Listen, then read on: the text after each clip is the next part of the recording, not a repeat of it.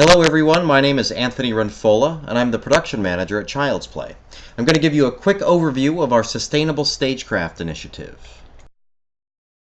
Child's Play is a professional theater for young audiences. This season marks our 35th year of presenting theater at our home at the Tempe Center for the Arts, as well as in schools across the state of Arizona. We've also recently begun to tour to theaters throughout the United States. The inspiration for this initiative came from our former technical director, Jeff Lemire. In the early 2000s, he traveled to Borneo and was struck by the awesome beauty of the rainforests there. One day, while traveling down a river by boat, he came around a curve and witnessed this. Deforested land. He was told that what he saw was not an unusual sight, and that most of the deforesting happens illegally, desecrating land that is home to countless plants and animals. When he returned home, he noticed a stamp on a pallet of Luan plywood that indicated it had come from Indonesia. He realized that the materials he was using to construct scenery were likely coming from the same forests he had witnessed in Borneo. When he would ask the suppliers where the lumber had come from, they would simply respond, "Los Angeles?" This is where it more than likely came from. Here you see illegally harvested lumber seized at the Indonesian border. We wanted to find an alternative to Luan plywood. At the start of each season, we would spend a few days on making phone calls to vendors to see what alternatives existed. There were many emerging products, but nothing readily available in the sizes or quantities we needed.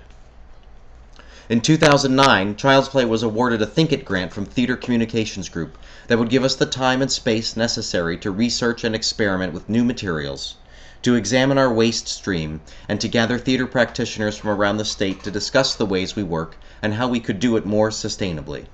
Still, our number one target was Luan plywood. To begin the research, we wanted to see how across the country were operating. We conducted a survey that was sent through the Production Managers Forum email listserv.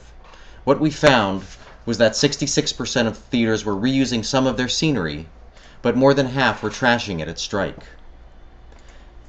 It was encouraging to hear that about a third of the companies that responded were researching or implementing green practices into their scenic production already. But what about the Luan? The average response we received was that theaters used about 300 sheets per season. That adds up to about 75,000 linear feet of wood, or about 1,800 trees going on stage each season. And remember, we're only talking about 37 theaters. So we started to order some sample materials. We got a hold of sheets of bamboo, of wheat board, and even bamboo wheat board. In all cases, we could not find a material that was durable enough to hold screws or nails, nor flexible enough to withstand the rigors of the transportation and installation. The materials also did not come in the sizes we needed. The materials we found were 3 to 10 times the cost of Luan plywood.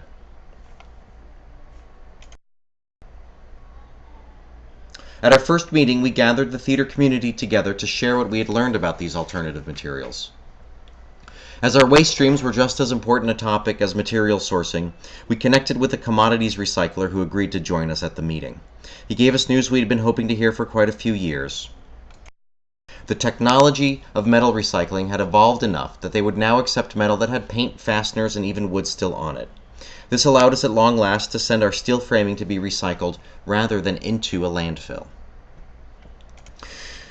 We then turned our focus to the design process, starting from the first concept meeting through to load-in.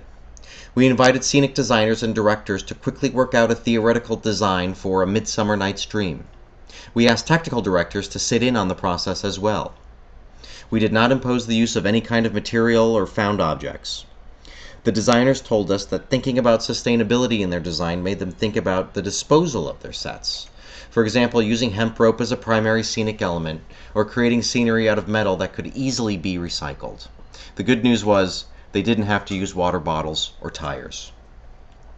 By having the technical directors involved in these preliminary discussions, they felt they could make more informed choices when it came to budgeting and engineering because they had a deeper understanding of the design concepts.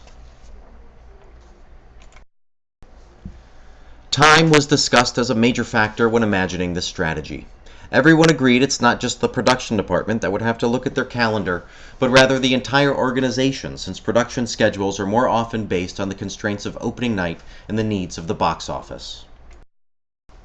So what's changed at Child's Play? While we've not yet found a suitable replacement for quarter-inch Luan, we've begun using basswood, a domestically grown, responsibly harvested material in some situations. Our use of Luan has decreased by 50% since doing this research, and I think that within the next few years we'll find a product that can take its place. We also recycle all of the metal that is used in our scenery. While this does take some additional labor, the expense has been offset by our dumpsters being lighter due to less waste going into the landfill, and the fact that we now sell our used steel to a recycler. Child's Play had literally been throwing money away by not recycling. We also revised the old good, cheap, or fast pick two scenario by adding sustainable to the mix. Now you can pick 3. Thanks for your time, and I look forward to seeing you all at the panel discussion later.